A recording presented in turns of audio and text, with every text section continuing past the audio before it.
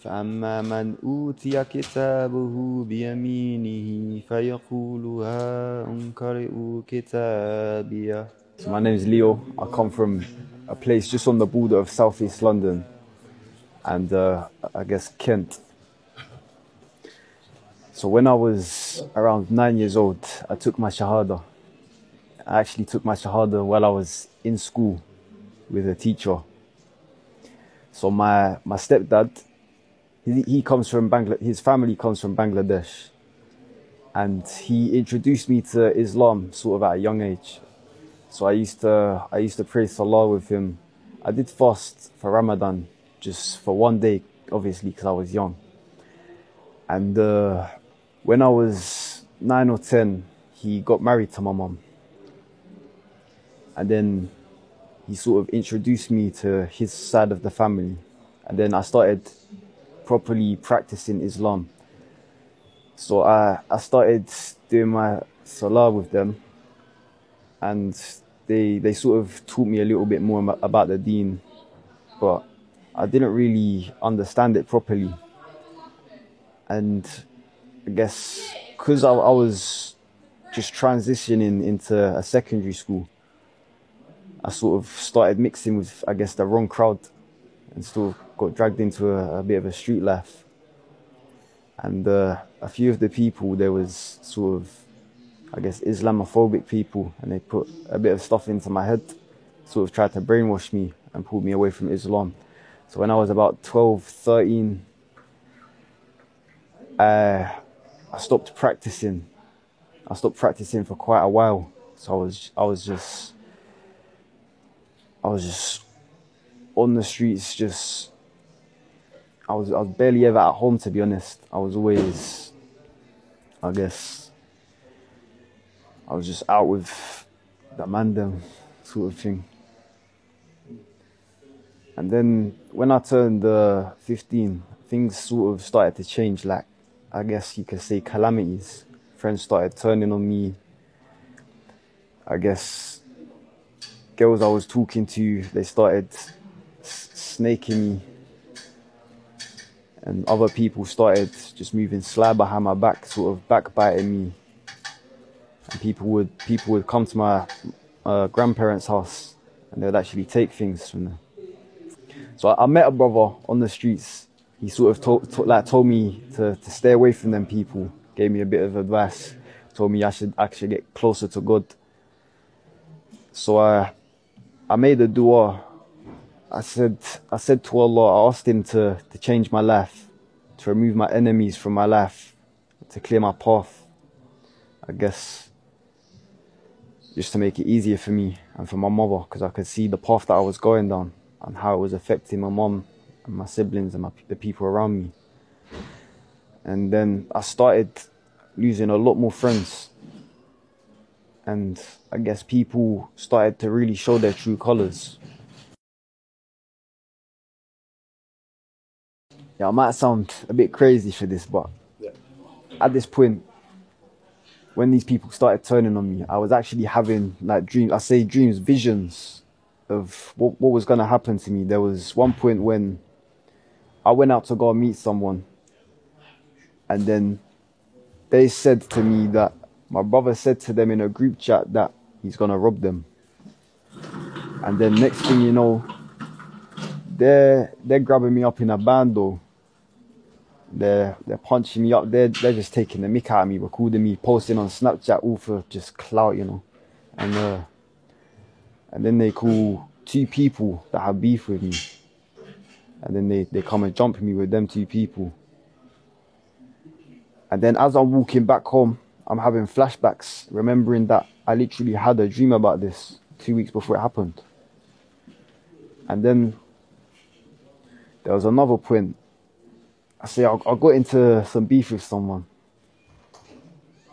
And me and my brother, we was arranging to go and meet someone. And as we're stepping out of the block, I look across the road and there's people there. And I think to myself, you know what, I'm having some strange feeling.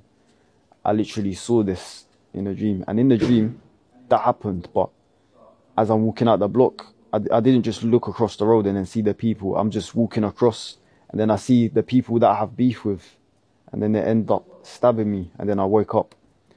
So I saw what I saw in the dream, but I said, you know what, I've already seen this. So I turned around, I went back upstairs, and the next thing you know, about 5-10 minutes later, my brother's calling me up. He said he just got run down. The boys tried jerking. And then that just made me think, so there's some force actually out there trying to tell me, Allah subhanahu wa ta'ala is trying to tell me to stop going down this path that I'm going down. And then eventually it got to I just wasn't really listening, so I just got to the point where I guess I was just trying to make quick money. I didn't really care about the beef.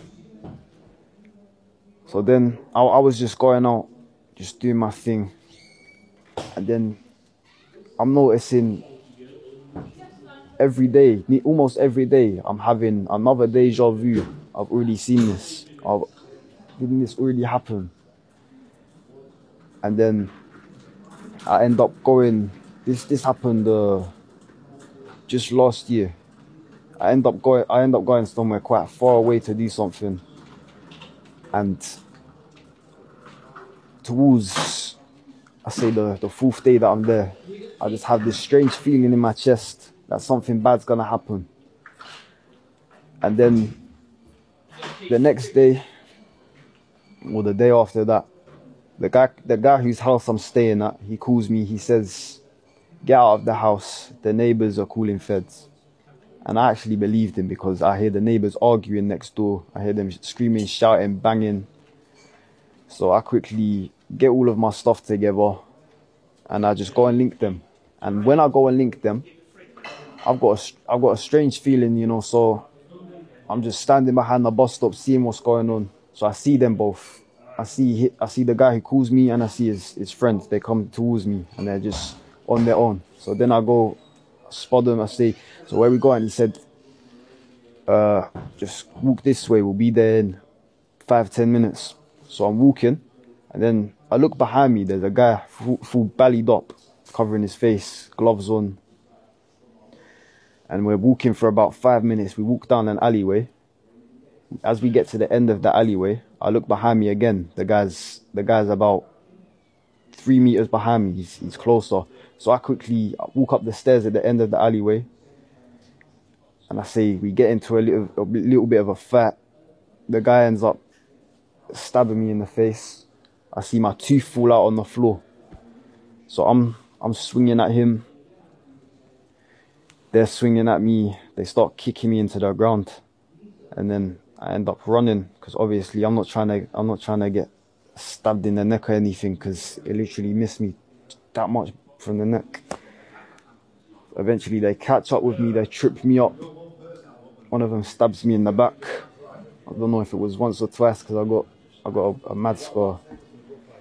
And they end up taking, they took everything.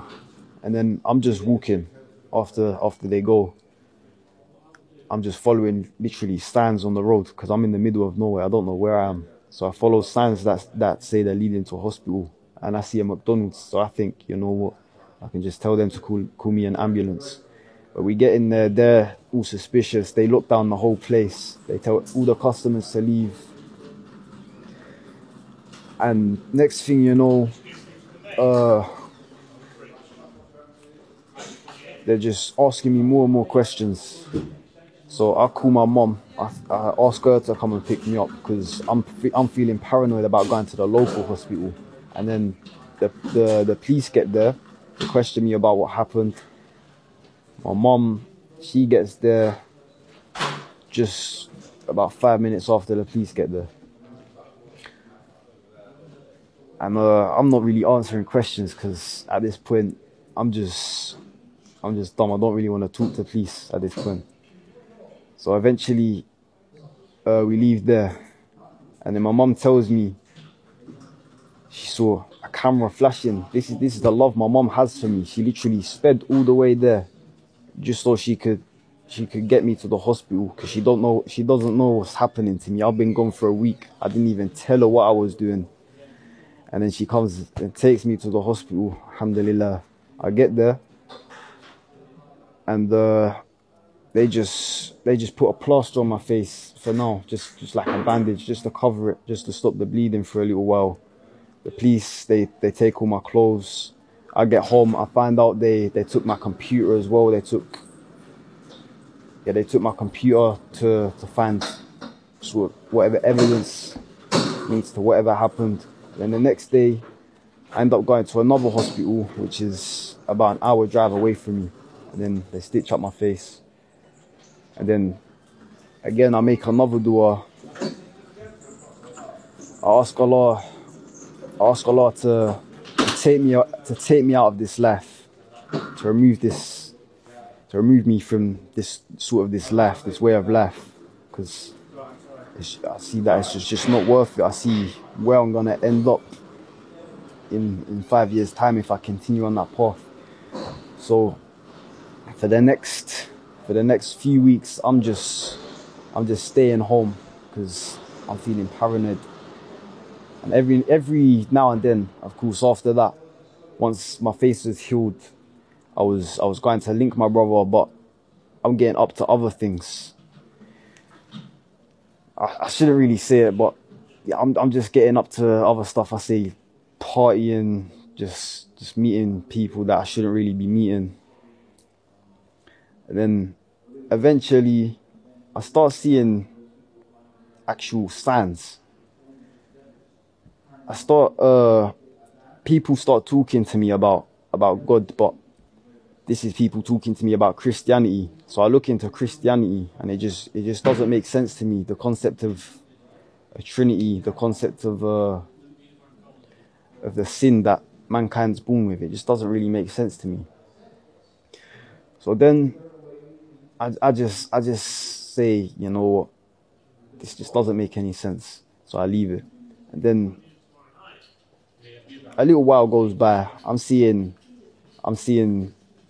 something on, I think it was TikTok, a hadith of the Prophet sallallahu alaihi wasallam, how he said that the day of judgment will be near when the sun rises from the west. This will be the major sign of the day of judgment.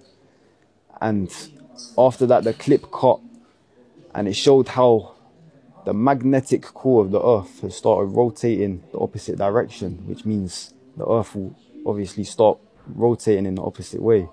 So that just made me think, you know what, this actually makes sense. This could be the right path. So then I'm looking into it a little bit more. I'm looking at not just hadith, but the Quran, of course.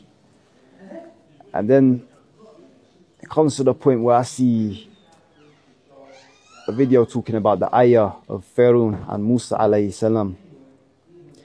How Allah subhanahu wa ta'ala drowned Pharaoh in the Red Sea and preserved his body for generations to see as an example. And then it showed a picture of Pharaoh's body, which was perfectly preserved, which they found in the Red Sea. And this happened 5,000 years ago. And there's not a tooth missing from his mouth. Perfectly preserved. So I show it to one of my friends, and he says, you know what, that's crazy. And then he's showing it to like all of his friends, my other friends, but they just say, you know what, you're mad. How can you believe this? It just doesn't make sense how they don't really see it. How their mind's eye is just blind. How Allah subhanahu wa ta'ala says he seals their hearts, the hearts of the disbelievers, he seals them. So after that, I'm just considering taking up Islam for, I don't know, quite a while now. And then it comes New Year's. I stop the drinking. I stop smoking within the first week of New Year's. I just throw away the vaping. I throw away the cigarettes. I say, this is it. I'm changing. I cut off all of these fake friends that are just misleading me. And then my friends are sort of saying to me, you know, Islam it's sort of just an extreme religion. You're not allowed to do anything. It's just a strict religion. You can't eat pork. You can't eat bacon. Bacon's peng. Like they're saying, oh, you can't even have a drink. But bacon, it's not bad for you. It causes cholesterol problems. Alcohol, obviously, it's not bad for you. It causes liver problems, kidney problems. So I'm just ignoring them. Whatever they're saying, it's going in this year, it's coming out that year. Because I can't really listen to them if they're not seeing it. And then something comes up on the subject of Ramadan. And because I'm not really up to much, I'm just playing PlayStation with these, just playing COD all night with these lot. And then they talk about Ramadan. They say, Leo, if you're a Muslim, aren't you gonna fast Ramadan? So I say, oh my days, wallahi, when it comes Ramadan, I'm gonna fast the whole thing. So then I check when the date is for Ramadan, because they said apparently it's soon.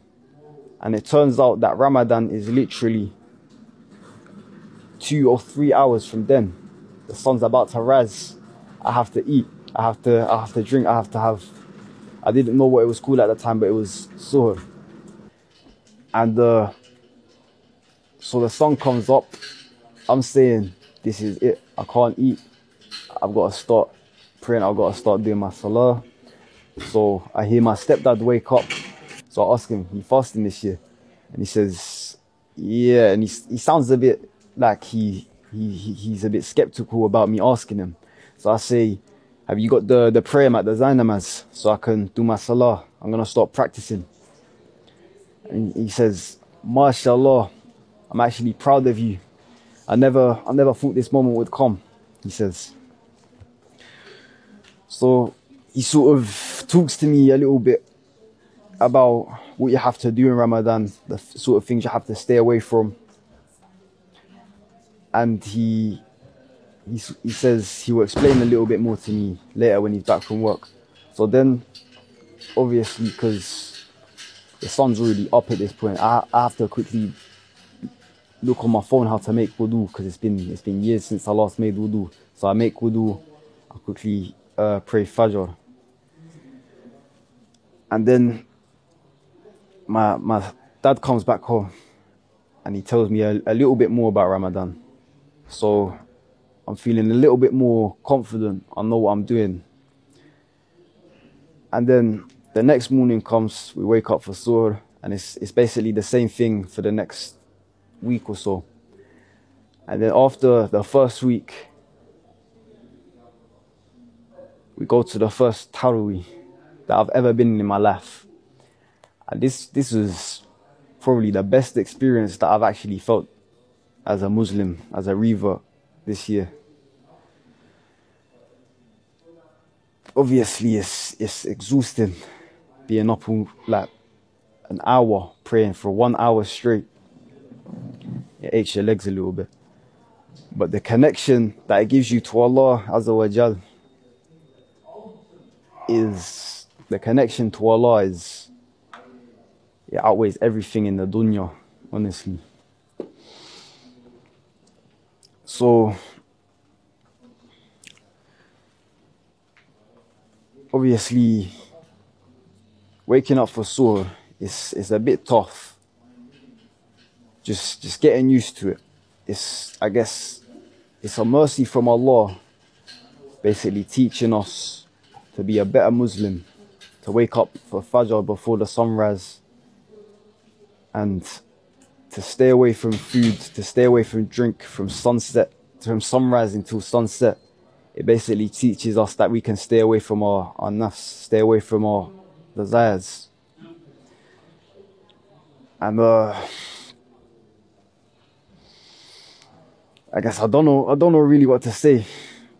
But of course, after Ramadan, I started reading a lot of the Quran during Ramadan. Of course, I forgot to mention.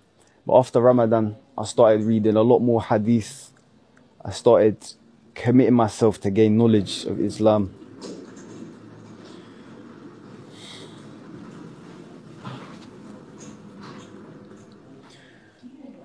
And I guess people are just saying to me, "Oh, you don't have to follow the sunnah. It's sunnah for a reason."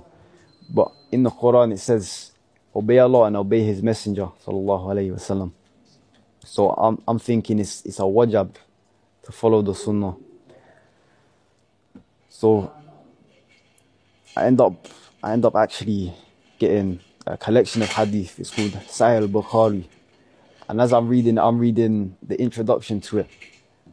And this paragraph, this sentence here blows my mind. It says that Imam Bukhari, may Allah have mercy on him, he didn't write down a single hadith without praying a turaka istikhara.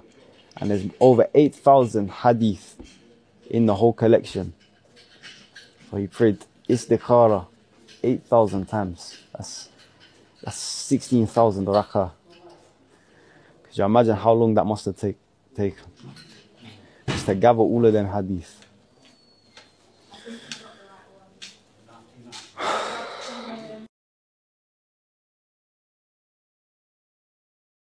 For the first I say 3 days, it was a little bit tough, and then I guess you just get used to it. You just get used to it, to be honest. I read somewhere that it's a beneficial thing to take creatine monohydrate during Ramadan, so you don't lose any body mass. So I went on Amazon and I just ordered some creatine. I checked to make sure it's halal, it's vegan. Yeah, creatine's alright. So just so I don't lose weight. They call it the poor man's steroid. But, yeah.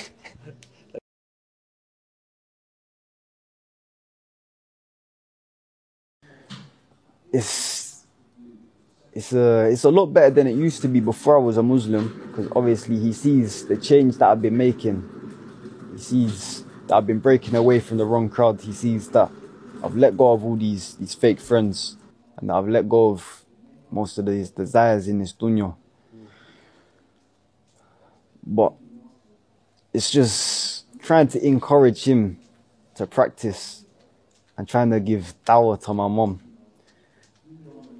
I try and give dawah to my mom, but she just shakes it off as a little bit of a coincidence, I guess. Okay. May Allah guide her, of course. This is another story as it is. I was coming back from Jummah. I was at the train station and my train got delayed. So when I get there, I see a few brothers outside the masjid. So I go and talk to him. I crack a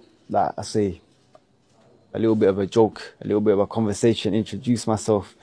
They ask me if I know any Arabic. I say, no, I haven't really learned Arabic, just alif, ba, ta. So they tell me that on Saturdays they have Arabic lessons for free, for reverts. So of course I say, yeah, mashallah, I'll turn up. But the next day comes, I turn up. I go to the masjid to pray Asr. After Asr, it's the Arabic lessons. So it only takes me about 2 weeks to learn the whole alphabet. Alhamdulillah.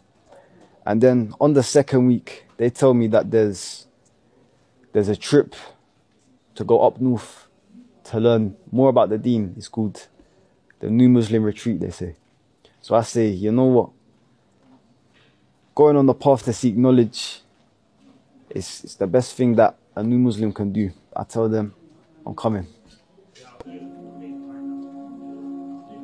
So then, yeah, I guess it's been an experience, a good experience. It's just reinforced a bit of the knowledge that I've picked up from reading, I guess. So what really helped me a lot is the pronunciation of when I'm reciting the Fatiha. Of course, prolonging the L's, the double L's, or the lam. For example, Bismillahir Rahmanir Rahim. Before I would just say Bismillahir Rahmanir Rahim. Then they're telling me I have to prolong the L. Bismillahir Rahmanir Rahim. And of course the pronunciation of the tashahhud. And of course the best thing is seeing all my brothers around me, they're learning. It's probably the best thing. It's a heartwarming experience to see other brothers learning their deen.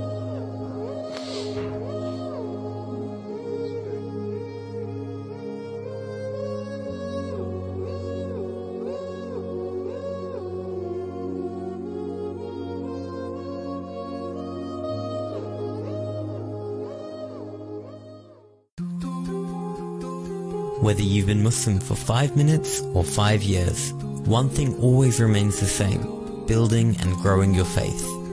At IERA, we understand that embracing Islam isn't the end of your journey, rather it's the beginning. If you're ready to join a group of like-minded people and take a deep dive into embedding Islam into your life, both spiritually and practically, then join us for our transformative 4-day all-inclusive getaways. Over the 4 days, you'll come face to face with all the facets of Islam, from understanding and learning the prayer to figuring out how to apply Islam in your everyday life. Topped off with detailed classroom-based sessions and a handy binder to take away as a reference, this is one experience you don't want to miss. I think it gave me a higher level of Iman. I think it helped me refocus. You know, I'd love to come on the retreat again, even though I've done the second retreat now. But I'm sure you'll see me back here, perhaps next year. You can register today at the exclusive offer price of just $300